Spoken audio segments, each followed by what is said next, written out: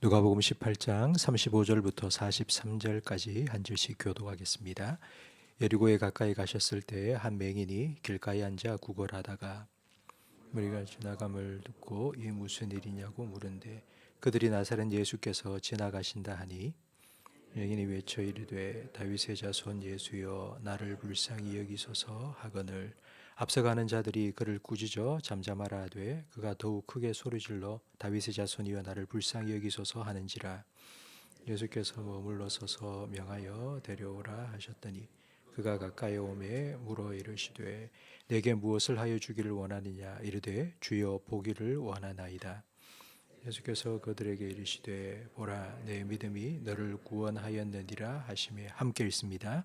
곧 보게 되어 하나님께 영광을 돌리며 예수를 따르니 백성이 다 이를 보고 하나님을 찬양하니라. 아멘. 예수님 주변에는 늘 사람들이 많이 있었습니다. 제자들도 있었고 병 고침을 받기 위해서 찾아온 사람들도 있었고 그리고 예수님이 병을 고치는 기적을 행하는 것을 구경하기 위해 모여든 사람들도 있었습니다. 여리고로 가는 길에도 사람들이 참 많이 예수님을 따랐는데 어디선가 목이 터져라 외치는 소리가 들렸습니다. 길가에 앉아서 구걸하고 있던 맹인이 예수님이 오신다는 소리를 듣고 소리쳤습니다. 사람들이 조용히 하라고 해도 아랑곳하지 않고 더 크게 소리쳤습니다. 다윗의 자손이여 나를 불쌍히 여기소서. 이렇게 소리치는 것은 맹인이 할 수 있는 최선입니다. 볼 수 있다면 예수님을 보고 따라가서 조곤조곤 예수님 눈 좀 뜨게 해주세요 라고 말할 수 있었겠지만 볼 수가 없으니 예수님을 따라다닐 수도 없고 그래서 예수님께서 자기를 찾아오시도록 만들어야 했습니다. 그러기 위해서는 할 수 있는 최선이 부르짖는 것, 소리치는 것이었습니다. 예수님이 자기 앞을 스쳐 지나치는 바로 그 순간 예수님의 관심을 끌지 못한다면 두 번 다시 예수님을 만날 수 없을 수 있습니다. 이사야 55장 6절 말씀에 너희는 여호와를 만날 만한 때에 찾으라 가까이 계실 때에 그를 부르라 하신 말씀처럼 맹인은 예수님께서 가까이 찾아왔을 때 예수님을 만나기 위해서 부르짖었습니다. 예수님을 보러 온 사람들은 많이 있었습니다. 그러나 예수님이 만나준 사람은 적습니다. 예수님을 만나서 예수님의 은혜를 덧입은 적은 사람들의 공통점은 간절함입니다. 지금도 수많은 무리들이 예수님을 따르고 있습니다.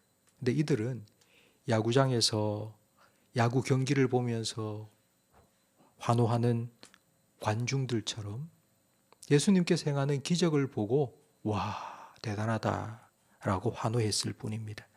그들은 기적의 주인공이 아니라 구경꾼일 뿐이었습니다. 맹인은 달랐습니다. 부르짖었습니다. 나를 불쌍히 여겨달라고.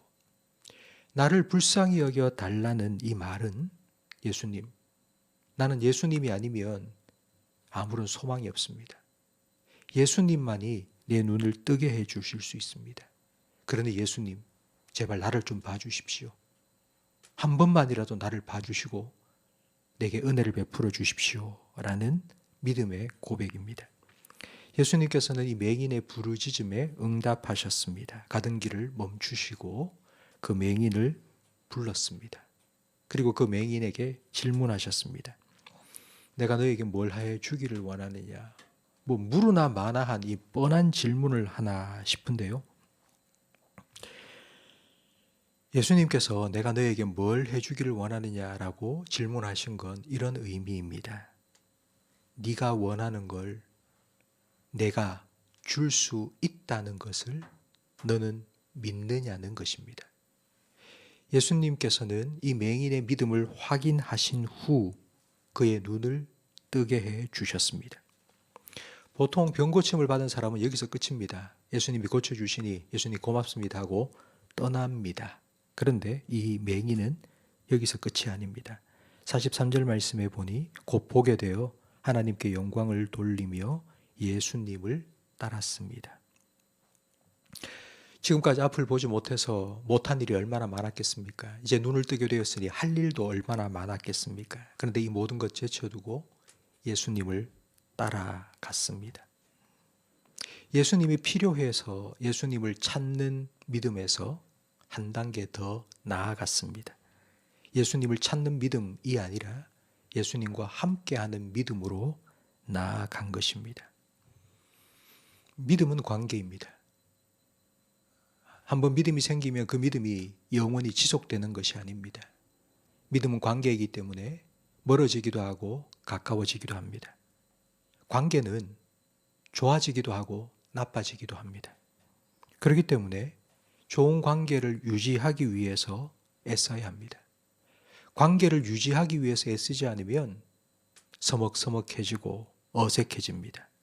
믿음도 마찬가지입니다. 믿음도 잘 유지해야 합니다. 내가 작년에는 은혜를 참 많이 받아서 내가 기쁘게 신앙생활을 했지만 올해는 서먹서먹하고 뭔가 냉랭해질 수 있습니다. 그래서 예수님께서는 내 안에 있으라고, 너희가 내 안에 거해야 된다고 말씀하셨습니다. 가지가 포도나무에 붙어 있듯이 우리는 예수님을 따라가야 하고 예수님과 함께 해야 합니다.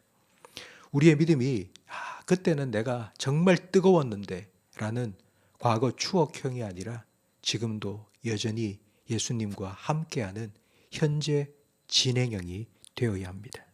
내가 늘 예수님 따라가야 된다. 내가 늘 예수님 붙잡고 따라가야 된다 생각하니 부담스럽습니다.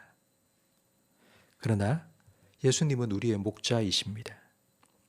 목자는 늘 양의 앞에 서서 양을 인도해 줍니다.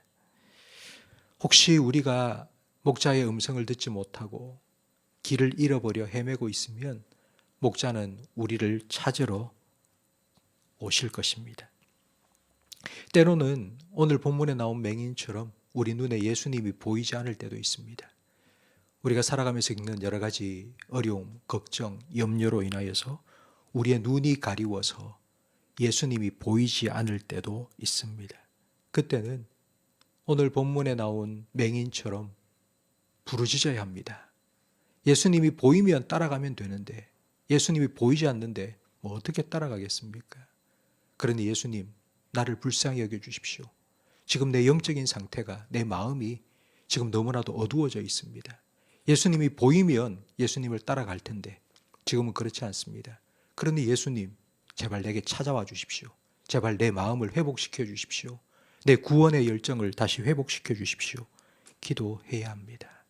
성도 여러분, 저는 오늘 이 새벽 시간이 이 맹인처럼 여러분이 예수님의 은혜를 구하고 만날 만할 때 그를 찾으라 하신 이사야 55장 6절 말씀처럼 예수님을 만날 수 있는 그런 귀한 은혜의 시간이 되기를 간절히 바랍니다.